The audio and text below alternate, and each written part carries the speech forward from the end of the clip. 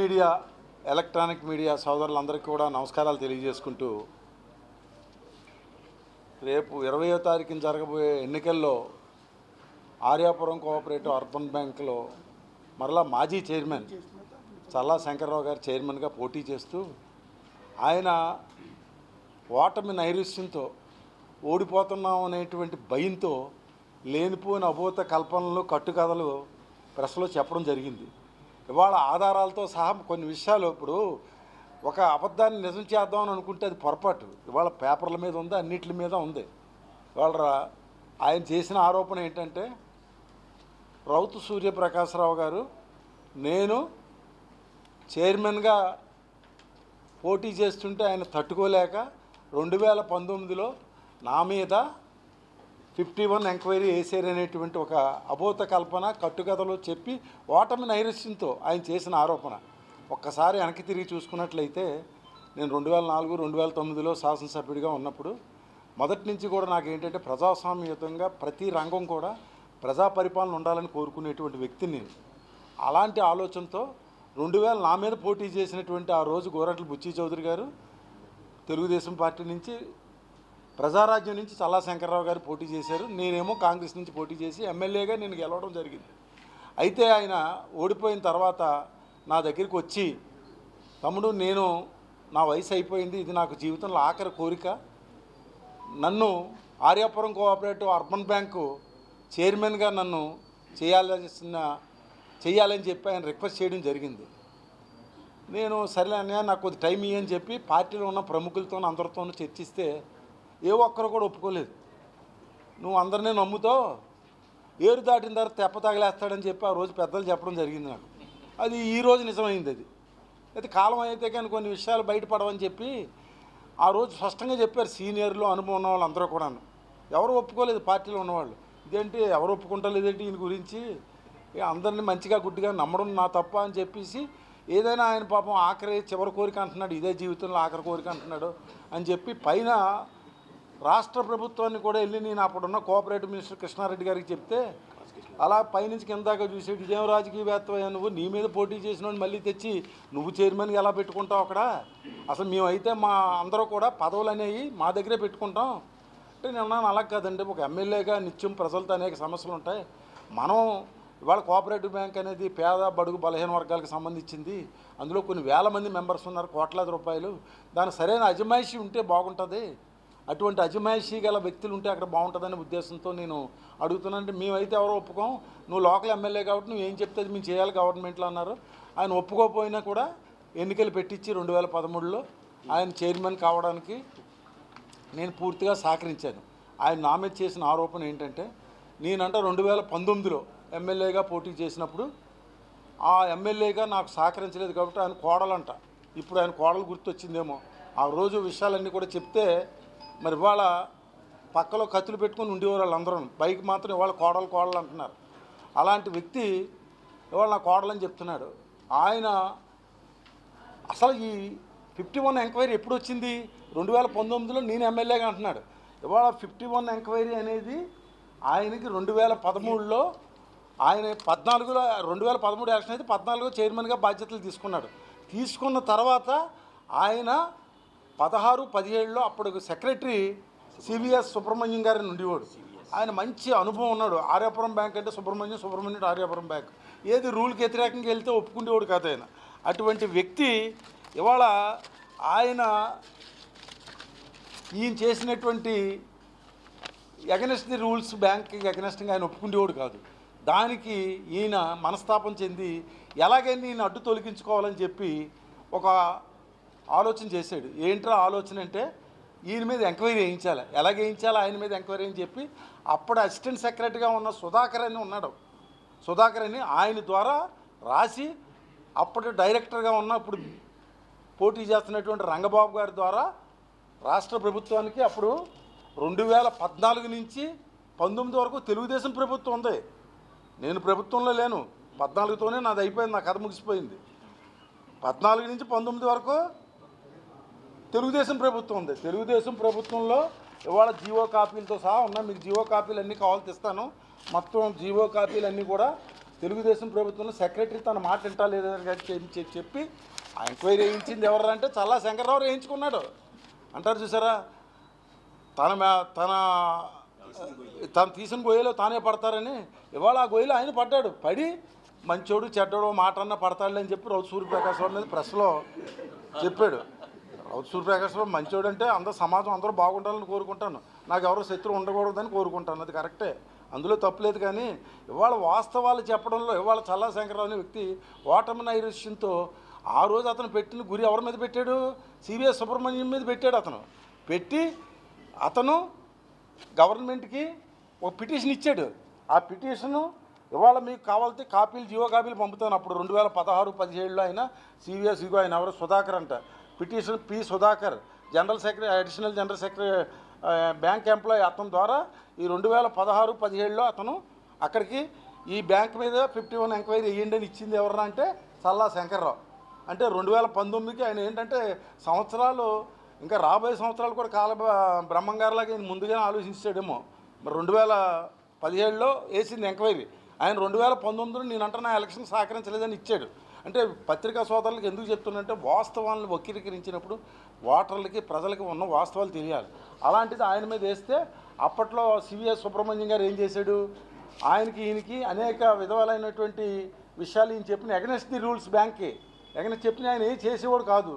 దానికి మొత్తం మీద ఆయన మీద ఎన్నో ఈయన మొన్న కూడా ప్రెస్ మీట్లో చూశాను నేను.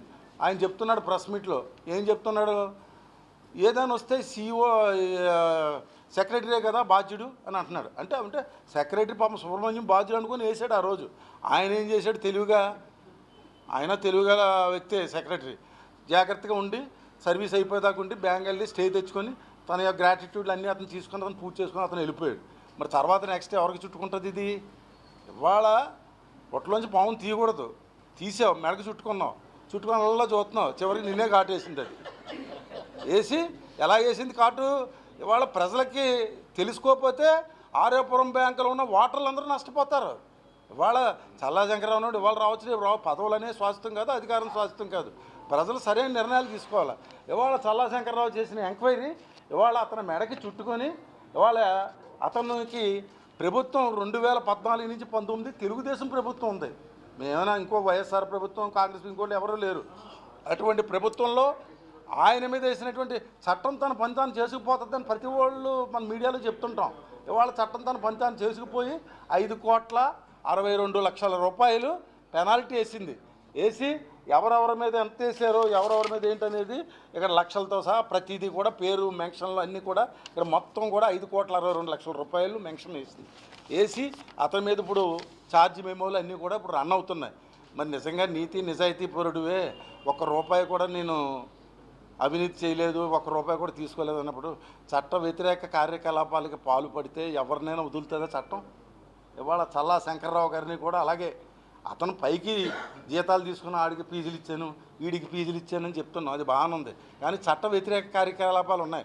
ఆ వ్యతిరేక కార్యకలాపాల గురించి ఏం చేతని కోర్టులో ఉన్నాయి, వాటి మీద ఎంక్వైరీలు అయినాయి, అన్నీ ఉన్నాయి. 5,62,00,000 రూపాయలు పెనాల్టీ ఎందుకు వేసింది, ఎవరు విచారించారు? మేమే విచారించింది కాదు, నీ మీద కక్ష కొద్దీ తెలుగుదేశం ప్రభుత్వంలో 2014 నుంచి 19 దాకా జరిగిన విచారణ ఇది. నేను పెట్టిన విచారణ కూడా కాదు, ఇది నేను పెట్టిన పిటిషన్ కాదు. నువ్వు పెట్టుకున్నటువంటి తుపాకీ నువ్వే కాల్చేసుకున్నావు. నువ్వు కాల్చేసుకొని రౌతు కాల్చేసాడు అంటే ఎలాగవుతుంది చెప్పండి? ఈ చట్టంలో ఇదిగో ఇక్కడ ఉన్న కాగితాలు జీవోలు అన్నీ కూడాను. నేను అందరూ బాగుండాలని కోరుకుంటాను, కానీ ఎంచేది ఇవాళ హ్యాపీగా ఉన్నానంటే కారణం ఏంటి? అందరూ బాగుండాలని కోరుకున్నాను. శంకర్రావు లాంటి వాడు నా మీద పోటీ చేసి ఇచ్చాను. ఇవాళ అతను చేసిన వాస్తవం ఆరోపణ అవాస్తవం అనేది ఒకసారి పత్రికాముఖంగా చెప్దామని అలాగని చెప్పి నేనేం వదిలేను. ఎంచేతనంటే నాకున్న పొలిటికల్ కెరియర్ ఇవాళ 40 ఏళ్ళ నుంచి రాజకీయాల్లో ఉన్నాను. 10 సంవత్సరాలు ఎమ్మెల్యే చేశాను, 2 సార్లు టీటీడీ బోర్డు మెంబర్ చేశాను, కంబైన్డ్ రాష్ట్రంలో ఇన్సూరెన్స్ కమిటీ చైర్మన్ చేశాను, మనం అనుకోకుండా రుడా చైర్మన్ కొంతకాలం చేశాను. ఏది చేసినా ఎక్కడ చేసినా అది ఒక పద్ధతి ప్రకారం చేశాను, కానీ తప్పుడుగా నేను చేయలేదు. అలాంటిది నేనేంటో నా క్యారెక్టర్ ఏంటో బాగా తెలుసు. ఇవాళ నేను 2019లో నిన్ను రాజకీయంగా నీ మీద ఎంక్వైరీ చేసి నేను బదనాం చేస్తే నాకేమొస్తుంది? నువ్వు నాకేం పోటీదారుడు కాదు, నువ్వు పోటీదారు అనుకున్నటువంటి గోరంట్ల బుచ్చి చౌదరి నిన్ను నీకు ఎక్కడ నీకు రాజకీయంగా అవసరం ఉంటుందో అక్కడికి వెళ్ళిపోయి చేరేటువంటి పరిస్థితి ఎన్ని పార్టీలు మారో నీకు తెలుసు. మేము ఎప్పుడు సిద్ధాంతపరంగా ఉంటాం, కానీ వాళ్ళు అధికారం ఉండొచ్చు లేకపోవచ్చు, కానీ సిద్ధాంతపరంగా ఉంటాం. అటువంటిది నువ్వు చేసిన ఆరోపణలకి నీ మీద మాత్రం నువ్వు క్షమాపణ తెలుసుకొని ఒకసారి జీవోలన్నీ చూసుకొని ఇవన్నీ కూడాను ఏదో కళ్ళ అనుకుని ఉండొచ్చు. రోజు సూర్యప్రకాశ్ బ్యాట్ చేసేస్తే ఓటర్లు అందరూ నాకు వేసేస్తారు ఓటు అని అనుకోవడం చాలా పొరపాటు. ఇవాళ ఒకసారి జీవోలన్నీ చూసుకో. 2016-17లో తర్వాత బ్యాంక్ ఛార్జీలు ఇచ్చిన అన్నీ కూడా చూసుకొని ఇప్పుడు కానీ క్షమాపణ చెప్పకపోతే మాత్రం నీ మీద డెఫర్మేషన్ సూట్ మాత్రం కంపల్సరీగా వేస్తాను. అది ప్లేడర్ల గారిని అడుగుతున్నాను. నేనైతే ఏ ఛార్జీ మేమో చేశారు 5,62,70,000 లేదంటే కోర్టు ఫీజులు ఎక్కువ కట్టాలి, దానికి మీరు ఏదో 2-3 లక్షలతో కట్టి మనం సరిపెడదామని అంటున్నారు ప్లేడర్ గారు. నువ్వు క్షమాపణ చెప్పకపోతే మాత్రం నీ మీద డెఫర్మేషన్ సూట్ వేస్తాను డెఫినెట్గాను.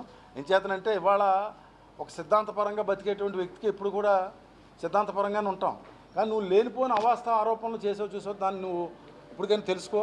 తర్వాత ఇంకో విషయం ఏంటంటే ఇవాళ విజ్ఞానులైనటువంటి రాజమండ్రి ఆర్యపురం కోఆపరేటివ్ నేను ఈ పత్రికా ముఖంగా కూడా నేను రిక్వెస్ట్ చేస్తున్నాను.